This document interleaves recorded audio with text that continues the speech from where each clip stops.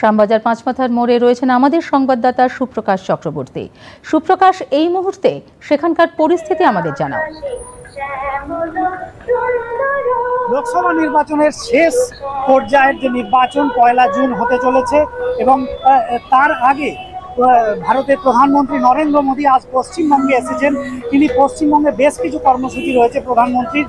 তিনি বারাসাতে এবং বারুইপুরে দুটো জনসভা করবেন এবং তারপর তার আসার কথা শ্যামবাজার পাঁচমাথার মোড়ে, যেখানে আমরা অলরেডি এসে পৌঁছে গেছি। আমাদের ঠিক পিছনে দেখা যাচ্ছে নেতাজি সুভাষচন্দ্র বসুর মূর্তি।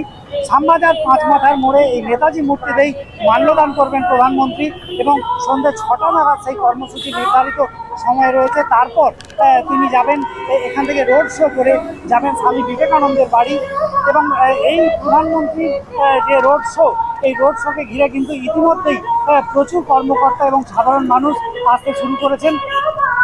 যেটা শোনা যাচ্ছে যে প্রধানমন্ত্রী এই রোড শো শুরুর আগে শ্রীমা সারদার যে বাড়ি আছে বাগবাজারে, সেখানেও তিনি যেতে পারেন এবং শ্রীমা সারদার মূর্তিতে মাল্যদানের পর তিনি আসবেন শ্যামবাজার পাঁচমাথার মোড়ে। ঠিক এখান থেকেই সেই রোড শো শুরু হবে।